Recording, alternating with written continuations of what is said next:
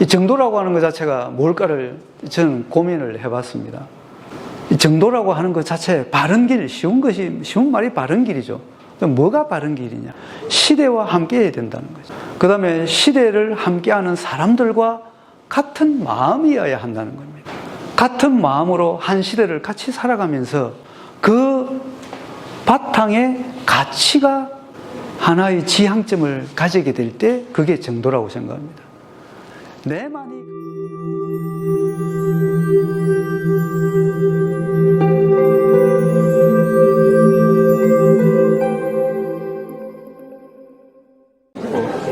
그런데 아직까지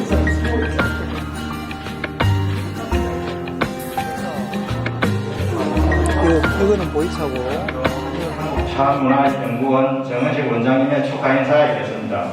우리 이 차라고 하는 것은 우리가 인지내라도 그렇지만 차문화 전쟁이기도 합니다. 국제전이면서 또 현재는 온갖 세계 사람이 이 차를 사랑합니다. 우리 진주 문화도 우리 한국의 중심 차 문화의 성지로서 앞으로 큰 역할을 할 것을 기대합니다. 차문화 이슈도 이 부분이 저희들 전국에 알릴 수 있도록 우리 나름대로 예산을 계속 증액해 나가기입니다. 차문화가 발전할 수 있도록 진주시에서도 최선을 다하겠습니다. 예, 감사합니다. 격려를 주시고자 오신 분들께 먼저 감사 인사를 드립니다.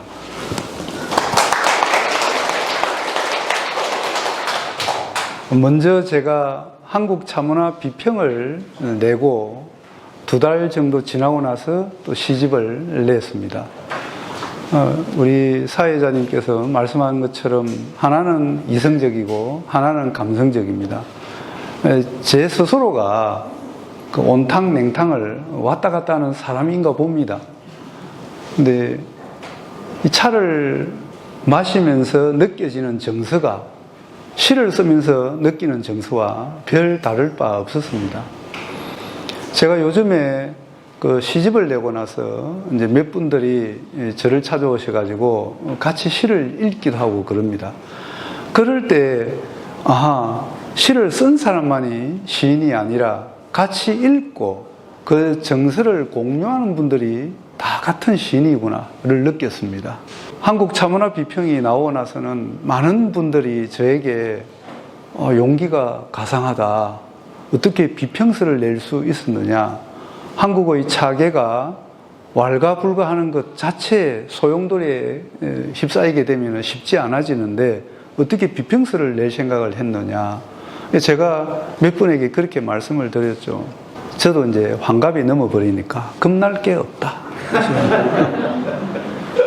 제가 느끼는 바를 누가 공격을 한다면은 제 느끼는 바를 진솔하게 이야기하면은 거기에서 교감과 소통이 될 수 있기 때문에 글 쓰면서 남에게 공격을 하고자 하는 것도 아니었고 또 글을 씀으로써 제가 공격을 받고자 하는 것도 아니기 때문에 뭐가 어려울 게 있겠느냐라는 답변을 했습니다.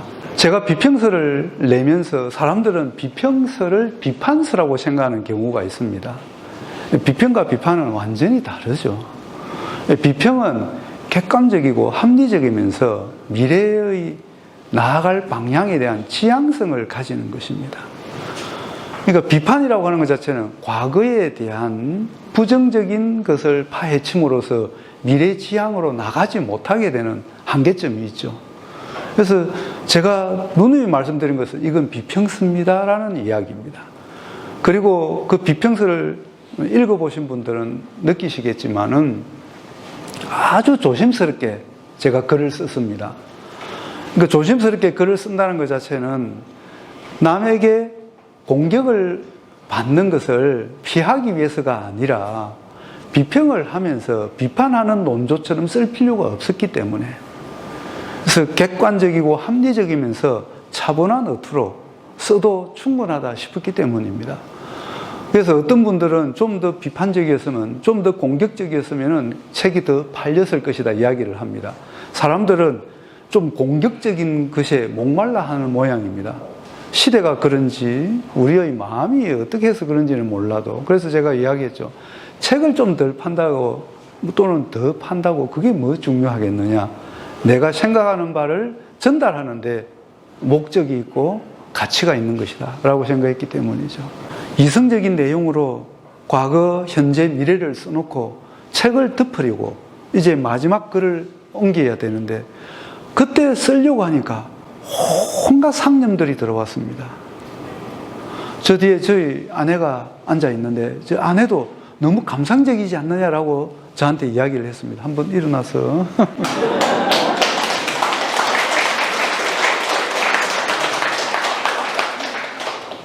그래서 좀 지루한 시간일 수 있으니까 먼저 시 한 수를 읽고죠. 그 시를 읽으신 분의 이 시를 읽고 어떻게 느꼈는지 한번 듣고 제가 답변을 하고 그러고 난 다음 차 한 잔 마시는 시간을 가지도록 하겠습니다. 되돌아보기. 구름은 그늘 깊은 곳에서 널 먹는다. 햇볕을 외면했던 젊은 날의 꿈과 사랑. 이제야 햇살 그리워 나는 왜 가야 할 길을 보며 예감하는지. 50년을 살아보니 49년이 후회스럽다. 그 태아 선생님이 지금 살아본 게 다시 되돌리면 어느 시점에서 다시 시작하면 좋겠는지 한번 묻고 싶습니다. 제가 생각을 해보겠죠. 내가 과거로 간다면 어디로 가볼까? 과거는 늘 후회스럽죠. 후회스럽다기보다는 아쉽죠. 이렇게 했었더라면, 좀 더 열심히 했었더라면, 가보지 않은 길을 갔더라면, 그게 우리가 학교 다닐 때 배웠던 마르셀 프루스트의 가지 않은 길을 늘 그걸 보면서 그 가지 않은 길을 내가 갔더라면 인생이 어떻게 되었을까라고 생각하는 거죠. 요새 제가 탁 생각나는 단어 하나가 일기일회라. 오늘 이 시간도 이 시간 한 번입니다. 내일 이 시간 가질 수 없고 평생 이 시간은 오지 않습니다. 지금이 그냥 좀 소중하다. 이런 생각을 좀 하면서 살아보자. 이 생각을 지금은 가지게 됐습니다. 가을 하늘 심재원 그대 양부 그리운 날 구름 한 점 멀리 가네. 그대 나를 생각한 날 어쩌다 나는 눈물은 눈 안에 든 구름 때문. 제가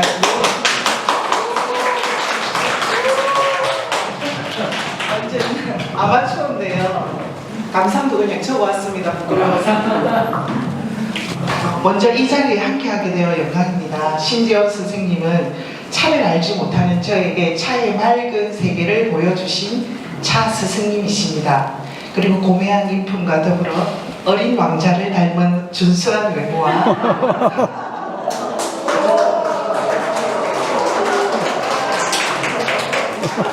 부드러운 미소로 꽃과 사랑을 노래하는 시인이십니다. 선생님의 시집 그대를 보지 못해도 나는 이미 봄이 내 중에서 가을 하늘이라는 시에 대해 저의 소감을 말씀드리겠습니다. 이 시는 50이 넘은 저에게도 첫사랑을 생각나게 하는 애절함이 담겨 있습니다. 또한 시가 매우 담백하고 서정적이어서 시를 읽는 독자들에게 쉽게 다가옵니다. 개인적으로 저는 사계절 중에서 가을을 매우 좋아합니다. 특히 가을 하늘은 높고도 멀지요. 그러한 하늘을 올려다보면 왠지 모를 쓸쓸함과 막연한 그리움에 눈물이 흐르기도 합니다. 이런 제 마음에 번지듯 스며든 시여서 이 시를 선택하게 되었습니다.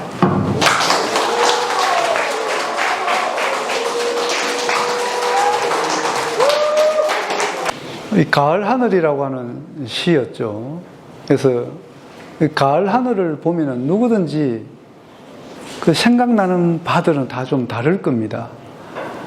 어느 날 우리가 문득 가을 하늘이 맑고 파랗고 우리 마음을 비춰주는 가을 하늘이 아니다라는 생각을 어느 날부터 하게 되었습니다. 그래서 가을 하늘을 보면서 제가 느꼈던 바가 이 가을 하늘을 가을 하늘처럼 못 보게 된 것은 우리의 탓이지 남의 탓이 아니다. 그래서 가을 하늘이라는 시를 쓰면서 그 가을 하늘 속에 느껴지는 비춰져서 아픈 것은 하늘에 떠 있는 구름 때문이라고 했지만 그 구름이 과연 뭘까? 구름이라고 하는 것 자체는 내 살아온 과거의 그림자일 수도 있고 아직까지 내 가슴에 박혀 있는 엉어리 맺힌 무엇일 수도 있겠죠. 그래서 가을 하늘을 보면서 눈물이 이렇게 나고 눈이 시리고 하는 것 자체가 바로 그 구름 때문이다. 그래서 우리의 마음속에 그 구름을 없애는 작업을 좀 해야 되겠죠. 그래서 저는 이렇게 말을 하면서도 절대 그런 인간이 아닙니다. 제가 늘 구름 때문에요. 내가 구름을 만들기도 하고 그런 인간이죠. 그래서 시를 쓰면서 이제 조금 나도 가을 하늘을 좀 더 내 마음 안에 들어야 되겠다 생각을 할 뿐입니다. 생각만으로 심지어는 서러움의 복받처럼 꽃같이 시큰할 때 그대 생각에 부들부들 꽃향기가 핍니다.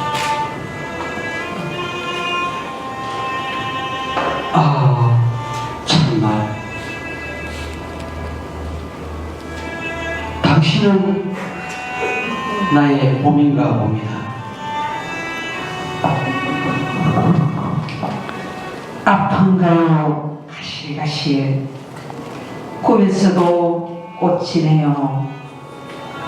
순간순간 그대 생각 눈 시려요 가을바람에. 정녕 나의 당신은 가을 하늘이군요. 다 끝났습니다.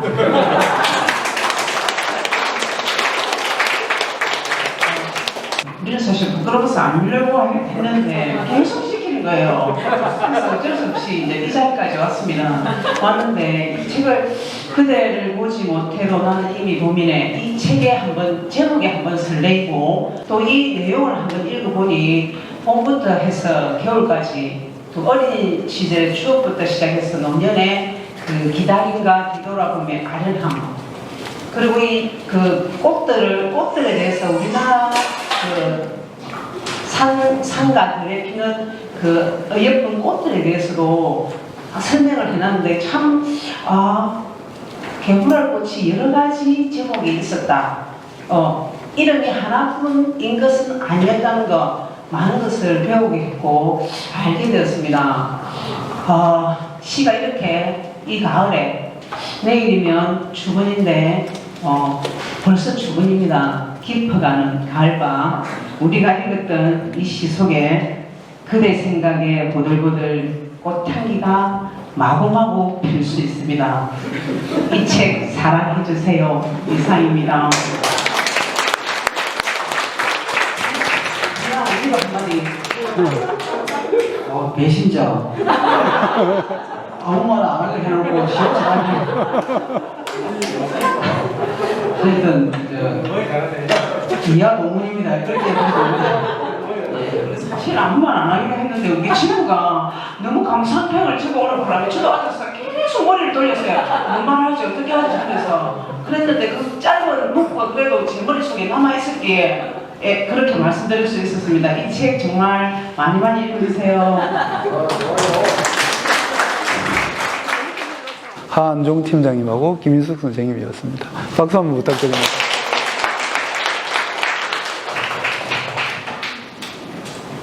좀 따분하지 않죠? 네, 제가 따분할까 싶어서 이렇게 부탁을 드렸거든요. 저도 지금 그렇게 주저리 이야기를 했는데 그런데도 이렇게 오셔가지고 재미없는데도 재미있는 것처럼 웃어주시고 박수를 주시기 위해서 참 고맙습니다. 이런 자리가 성공을 거둘 수 있었던 것은 여기 계신 분들이 끝까지 이 자리를 지켜주셨기 때문입니다. 제가 할 수 있는 건 그냥 몇 마디 말을 올린 것인데 앞으로 주위에 제가 항상 있겠습니다. 감사합니다.